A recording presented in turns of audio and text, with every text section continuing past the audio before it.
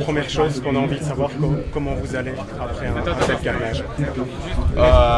Bon, je vais pas dire bon parce que ce n'est pas une situation assez agréable pour tout le monde. Donc heureusement que j'en sors avec des blessures mineures, mais bon, c'est jamais chouette d'avoir une situation comme celle-ci. Donc ouais, on verra ce que ça va donner les prochains jours parce que j'ai quand même eu un coup sur la hanche, le genou, l'épaule encore. Donc ouais, c'était pas trop chouette, non. Qu'est-ce qui s'est passé?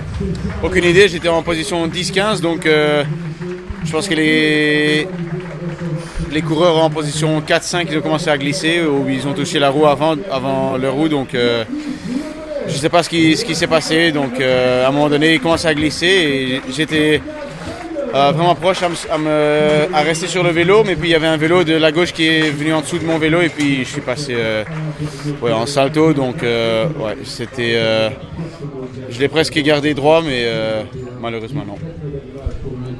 On sait tout ce que vous avez vécu, Remco, quand on vit ça une nouvelle fois, une nouvelle chute comme ça, comment on se sent là, quelques minutes, quelques heures après la chute?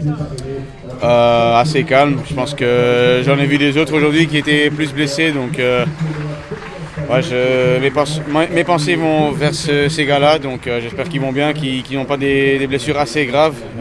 Et puis pour moi, c'est demain il y a une nouvelle étape, un nouveau jour en maillot jaune. Donc, et ouais, le week-end dur il va commencer, donc il va être un peu plus dur avec la chute qui s'est passée aujourd'hui, mais je pense que tout le monde était au sol, donc ouais, c'est comme ça, donc faut l'accepter cette situation.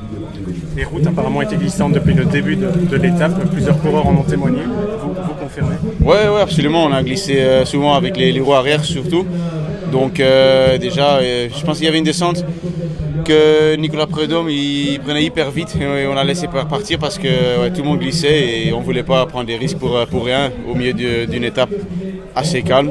Et puis après il y avait la bagarre avec l'équipe du UAE Visma et tout le monde qui voulait être devant dans la dernière descente. En fait le dernier point assez dangereux dans le parcours, et puis c'était même pas dangereux parce que c'était pas des vrais virages, mais bon, c'était juste un peu les batailles entre nous pour avoir la position, et puis ouais, c'était glissant, mais c'est pour tout le monde et c'est normal quand il pleut.